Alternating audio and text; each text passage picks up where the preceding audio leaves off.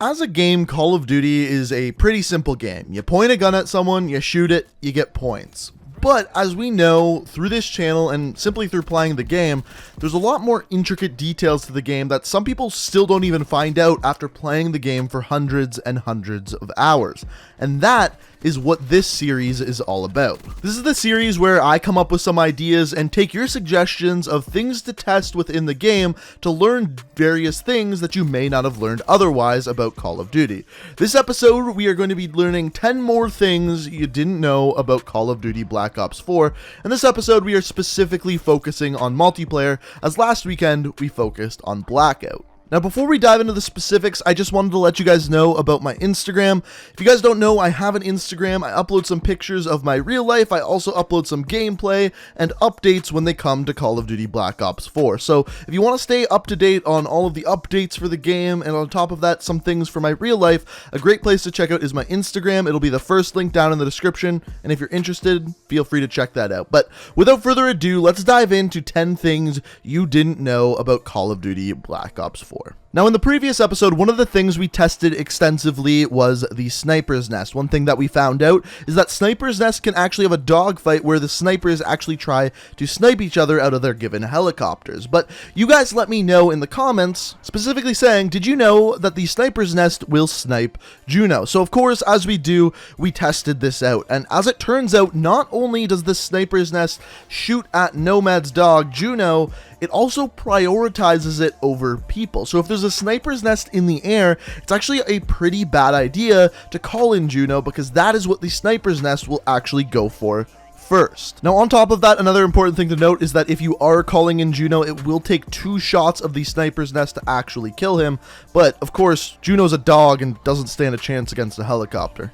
Now, not only does the sniper's nest prioritize dogs over people, it also sometimes prioritizes equipment. One example of this is mesh mines. The sniper's nest will actually go and take out mesh mines that are visible to the sky before it shoots at people. As you can see here, as I shoot them down, the sniper's nest just keeps eliminating them over and over again. Now, similarly, last week I let you guys know that one of the easiest ways to eliminate Juno was to kill him with a tomahawk, as it is a one-hit kill. But King Tong Legend asked, did you know that the Mazu Skull Splitter, which is the operator mod, is a one-shot kill to the strike team, but is it a one-shot kill to the doggo? So let's start that from the beginning with the strike team. So the question is the Skull Splitter a one-shot kill to the strike team? The answer is kind of. It is a one-shot kill to the head, but if you shoot them in the body, it is not a one-shot kill. So if you shoot the strike team in the head, it kills them instantly. If you hit them in the chest or anywhere else in the body, it is definitely more than one bullet. And as it turns out, this is actually exactly the same with the dog. Once again, with Juno, if you hit the dog in the head, you are going to get that one-hit kill. And once again, it's a very easy way of eliminating Juno when he's running at you. On top of that, Grade A over A commented in said, did you know that the Secret Santa is the only melee that can one-hit the dog? So there's 2 questions here. Can you melee the dog to death? And the second question is it only possible with the Secret Santa? So let's start out with the knife. So the big question here is, can you one-hit kill melee the doggo with a knife? And the easy answer is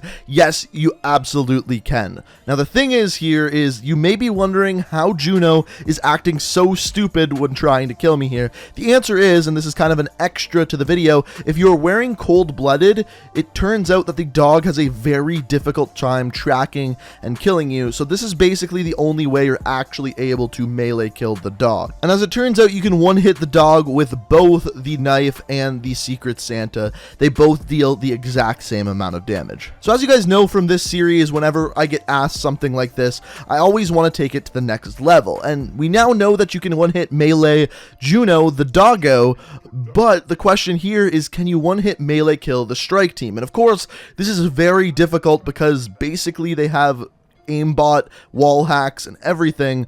So it was difficult to actually try this, but somehow I managed to make this happen. Hostile UAV circling.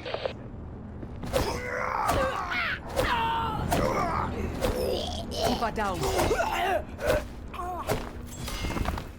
So from this, you can take away that it's about a 4-hit kill melee on the strike team, so you can't one-hit them, and I have no idea why they acted like this. I was wearing cold-blooded, but still, normally they target you very easily with cold-blooded. I just managed to be able to make this happen. So like I said, about a 4-hit kill melee on the strike team. Also, this is super beside the point, but while I was in theater mode, I just wanted to check what weapons the strike team uses, and as it appears, both members of the strike team always use the ICR, the same one that you can use in multiplayer as well. Some of you may have already known this. I just wanted to check it out while I was still in theater mode and thought I would let you guys know. Now, the next one I found interesting, and we had to test it a lot, but Johnny Boy said you can stun Ruin mid-grav slam with Prophet's Seeker drone, and this one I found interesting because I didn't think that was possible. So we had to do a lot of testing, but here's what we found. So technically, the way Johnny Boy said it, no, it is not possible, and I even slowed it down in theater mode so you could see it exactly happen.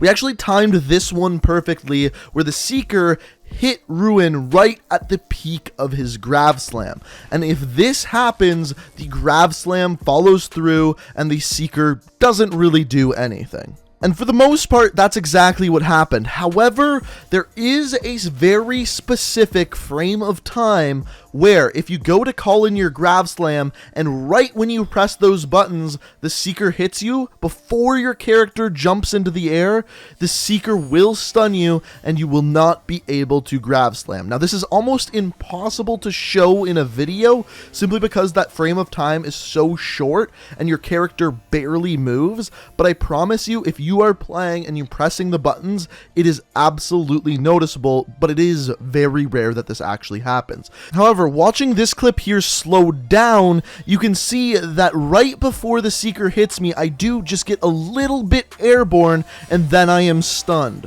So it is possible to stun someone who's about to use a grav slam, but the timing has to be absolutely perfect. Now, the next one, I'm a little bit embarrassed that I didn't know, but Brandon Arrington says if you hold left bumper and right bumper instead of pressing it, Ruin's gravity spikes go higher.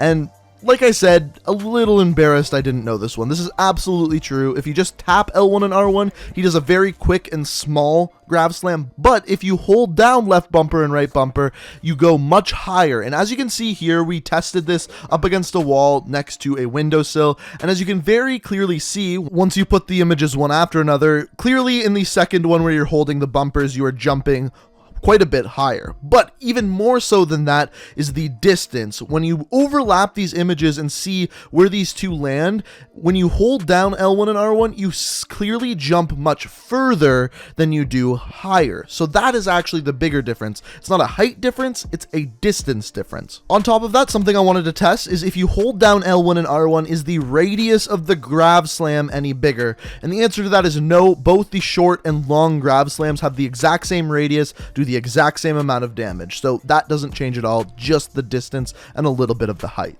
Now, the last thing we're going to look at today is more of an Easter egg than the things that we've looked at in the rest of this video, and it has to do with a game mode that is not in Black Ops 2 or Black Ops 4, only 1 and 3, and that is, of course, the game mode you're watching here called Dead Ops Arcade. Now, there is a gesture that is only available for the new specialist character Zero called Mobile Ops, and in this, Zero appears to be playing a mobile game, and based off of the sound, it sounds like she's playing a racing game. But when we go in theater mode and actually take a closer look at what she is actually playing, first of all, she is playing Dead Ops Arcade 2, which is of course from Black Ops 3. And we don't get to see any gameplay, just the loading screen. But what's even more interesting is she is playing this on a Nintendo Switch, or what appears to be a Nintendo Switch. Which is odd, because Black Ops 4 isn't out for the Nintendo Switch. So a very interesting combination of a game mode that doesn't exist in the current game and a console that the current game doesn't exist for. And also the sound that the game is making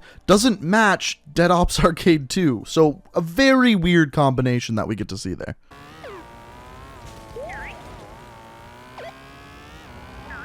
But ladies and gentlemen, those are 10 things you probably didn't know about Call of Duty Black Ops 4, and if you have anything you would like for me to test out in a future video, feel free to ask me down in the comment section below, or just let me know what you thought of the current video. On top of that, if you like what you saw here, maybe you learned a thing or two, it'd be awesome if you could hit that like button. Hitting that like button shows me you enjoyed the video and want to see more videos just like this one. And finally, if you like what you see here and want to stay up to date on all of my videos, the best way to do so is make sure you hit that subscribe button and make sure you have notifications turned on. But guys, I hope you enjoyed the video. Thank you so much for watching, and until next time, peace out. We are reaching for the stars.